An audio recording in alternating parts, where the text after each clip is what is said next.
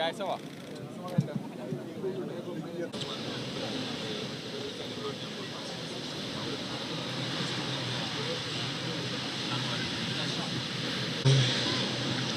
À l'endroit du peuple sénégalais, à l'ensemble des compatriotes,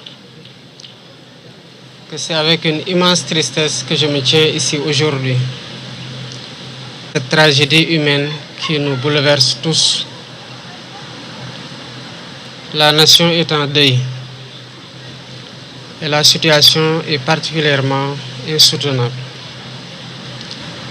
Je voudrais au nom de cette nation, la nation sénégalaise, présenter mes condoléances aux familles éplorées et leur dire toute la solidarité de l'État et de l'ensemble du gouvernement face à la tragédie qui les frappe et qui nous frappe tous. Ce qui est arrivé ici à Mbour, qui est arrivé quelque peu partout sur les côtes du Sénégal, est le fait des filières de migration qui sont, il faut le dire, dans le trafic d'êtres humains,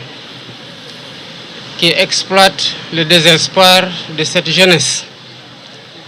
et qui leur vendent le rêve d'un avenir meilleur. Mais je voudrais dire que la traque sans répit contre ces vendeurs d'illusions, ces vendeurs de la mort, va s'intensifier dès à présent. Il y a quelques jours de cela, la semaine passée pour le dire, s'est clôturée une opération appelée Djoko, qui était conjointement menée pendant plus d'1 mois par la gendarmerie, la police et même l'armée qui est entrée dans la danse et qui a valu la mise en échec d'un projet migratoire de jeunes à hauteur de 690 jeunes qui ont été appréhendés au moment de leur départ. C'est pour dire que le gouvernement est en train de combattre le phénomène et pour dire aussi que le gouvernement continuera à traquer ces vendeurs d'illusions, ces marchands de la mort jusqu'à leur dernier retranchement. Mais il faut, d'un autre côté, appeler à la responsabilité. Dire à ces jeunes que les pays dans lesquels ils s'en vont, ce sont des pays qui ont été construits par des êtres humains, par des citoyens qui ont cru qu'au changement dans leur propre pays et qui ont réussi à faire de ce pays ce qui les y attire au risque de la mort. Il nous appartient ici, tous, hommes et femmes, jeunes et adultes, gouvernants et citoyens, de nous mettre autour d'un projet de construction de ce pays et de croire à l'espoir, de croire à la possibilité de changer par nous-mêmes et pour nous-mêmes le visage de notre pays. Le gouvernement travaille d'arrache-pied à mettre en œuvre des politiques publiques adéquates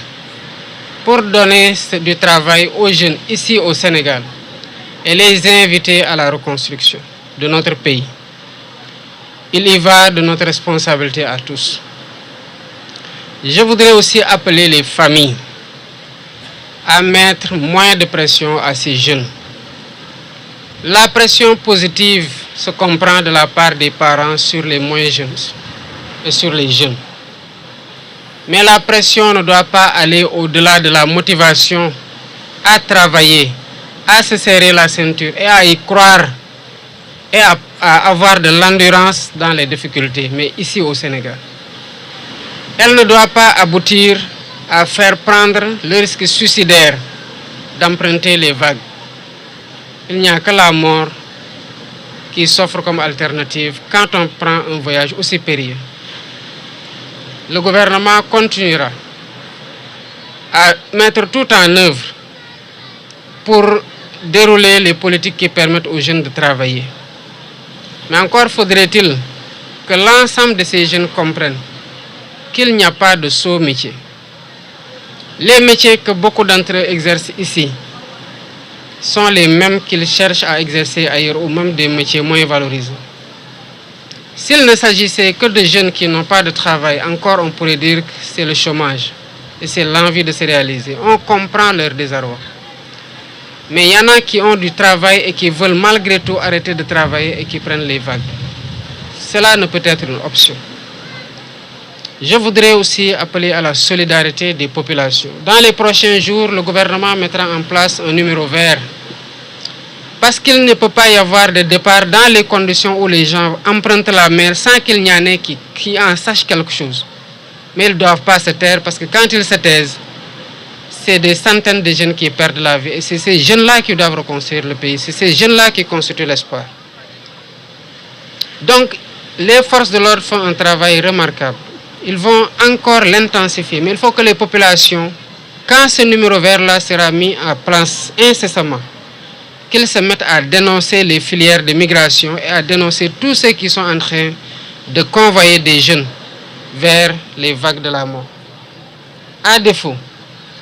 il sera extrêmement difficile de combattre ce phénomène. Il faut que les jeunes et les populations comprennent que la situation qui a fait prendre la mer à ces jeunes pendant des années ne peut être résolue du jour au lendemain. Il faut du temps pour que les solutions qui sont mises en place opèrent et que les conséquences positives se fassent ressentir. Entre-temps, il nous faut prendre notre destin en main en tant que Sénégalais ici au Sénégal et ne pas fuir les difficultés et les défis qui s'imposent au peuple sénégalais, jeunes, vieux, hommes et femmes qui doivent relever ces défis-là. Voilà ce que je voulais dire en présentant à nouveau toute ma compassion et la solidarité du gouvernement à l'ensemble du peuple sénégalais, mais aussi à l'ensemble des familles éplorées dans cette tragédie. maa ngi taxaw fii ci Mbour ci plage bi ak tiis ak naqar gu mag gu amul fu ñu ko mën a xayma li xew fii musiba la te musiba mënu ko weesu ndax bu ñu waxee ne am na gaal gu am lu mat juróom-ñett fukki nit ñu génnee ci ñeent kese ñoo xamante ne ñu ngi dund boobu ba tey ñu ropp ci lu mat fanweer ak juróom-ñaar ñeneen ñi gisuñu ko jéeye ci réew musiba mënul weesu loolu ñii def lii nag di jël ndaw ñi ci seen nar ak seen ñàkk liggéey gu ñu nekkee ñenn ñi sax am fi liggéey waaye ñu di leen gëmloo ne feneen moo gën ba tax ñuy jël alal guñ ciy dàq rek tax ñu jël ndaw ñooñu di leen yóbbu ci di leen yóbbu ci géej gi pour yóbbu leen Espagne wala feneen ñooñu gouvernement te dinañ taral daan yi te dinañ leen rëbb ba ndax lii mënta wéy kon li xew metti na ci njaboot gi ñàkk seeni njaboot waaye seeni doom waaye metti na tamit ci askanu Sénégal yépp ndax lii di xew ndaw ñi di mbabb ñoom ñëpp di dem bitim réew yooyu ñu dem il faut que ñu xam ne que ay malaaka tabaxuñ ko jinne tabaxuñ ko ay doomu aadama yi nekkoon ci jafe-jafe gëm na seen réew dafa waroon soppeeku ñu toog di ko liggéey rek ko liggéey ba mu mel noonu ba ñoom ñu bëgg faa dem ci condition yi ñu fa bëgg. Gouvernement bi yàggul dara boole na gendarmerie ak police ñu ngi doon dàqante di patrouiller ci plage ba tere nañu lu mat juróom benn téeméer rek juróom-ñeent fukk ñoo xamante ne dañu doon waaj dem ñu téye leen kon gannaaw solution yooyu ngi ñuy ut pour tere nit ñi dem ñu ngi tamit uti pexe pour jox ndaw ñi liggéey waaye dëgg gi mooy du ñuy dem ñëpp amul liggéey am na ñoo xamante ne am na ci luñ waaye xëy na dañoo bëgg lu gën a bari ba tax ñuy jël risque yi ñu bëggoon àdduna dara xëyul sotti te njaboot yi nga xamante ne ñooy teg pression seeni doom nañu xam ne que pression sa njaboot lu baax waajur bu koy teg ci njabootam waaye na doon pression positive maanaam di ko ñaax mu gën a góorgóorlu mu gën a am jom waaye jom ji ko toogloo fii muy liggéey li ko yàlla wërsëgale mu téye ci loolu pas teg ko pression ba moom dootul xejjati Sénégal ba dem wala dee wala des fii gën ci doon pexe kon na sénégalais yépp xam ne lii xew fii solution yu gouvernement bi ñëw doore egsi di mettre en place mënul xëy rek ñëpp amandoo liggéey ci ndànk-ndànk la ñuy saafara problème yi ñu fi fekk ba ku ne xam ne Sénégal ñu ngi koy liggéey te ku ne jàpp xam war a jàpp na tamit sa loxo dañ ko ci war a dugal. dina am idiir ndax lépp xëyul sotti te ñëpp ñi nga xamante ne ñu ngi gis ay nit ñuy waajal a dem buñ ko yeggee nañu xam ne seen responsabilité la parce que dafa mel ne rek nga gis nit muy dem di xaru ji doo ko seetaan da ngay def lépp pour mu bañ a xaru wala pour mu bañ a sotti nañ ko jàppaleen ko balaa muy dee ngay dégg jàppaleen ko balaa muy jël géej ci dee mën ko fekk ci la bokk. moo tax fan yii di ñëw ci lu gën a gaaw sax gouvernement bi dina teg numéro vert maanaam fenn foo xamante ne ku fa woote te bu ko jaree sax dinañ ci teg ay neexal pour ñi nga xamante ne ñooy yoole ñi bëgg a dem dinañ sowe lii ñu nekkee di ko xeex gouvernement bi kese doyu ci ndax gouvernement bi mënul nekk ci plage bu ne waaye ku ne ci plage yor fa sa téléphone gis ay nit ñu dem xamal ne jéey gu toll nii war na ci mën a am kon sa responsabilité en tant que jullit mooy ku gëm nga war a mën a tere nit ñi jël risque ñoo ci nekkoon te 4 rek ñoo ci rescapé kon daanaka lu mat juróom-ñaar fukk ak lu teg seen bakkan te lii bu muy xew ba tey 2007 ba tey ba 2024 bii ñu nekk te ay ndaw lañu ñoom ñoo war a tabax réew mi kon responsabilité collective bi ak solidarité bi entre ci biir Sénégalais yi na ko ñëpp na ku ne jàpp na responsabilité boobu nu mu gàlloo ci loosu gouvernement bi noonu la gàlloo ci sa loos te nga jouer sa partition loolu mooy tax en attendant que solution yi ñuy mettre en œuvre maanaam wone résultat yi ñuy xaar ku ci ne nekk un sentinelle par rapport ak migration yi di xew. bëgg naa ko fi jukki ci ay kaddu te delluwaat masawu njaboot gi yëpp ñu ñàkk seen doom masawu askanu Sénégal waaye di wax ndaw ñi nañu gën a takk seen ndigg boole koog muñ te ñu booloo liggéey réew mi ñu xam ne bu yàgg balaa muy yàgg incha allah dañu commencé gis résultat yi nga xamante ne ñoom lañ diglanteeg ñoom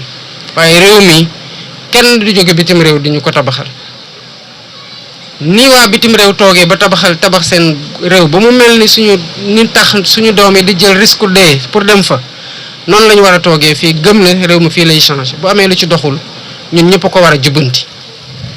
ndax ku ne am nga fi responsabilité te fii la ñu yàlla tanal salaamaaleykum wa rahmatullah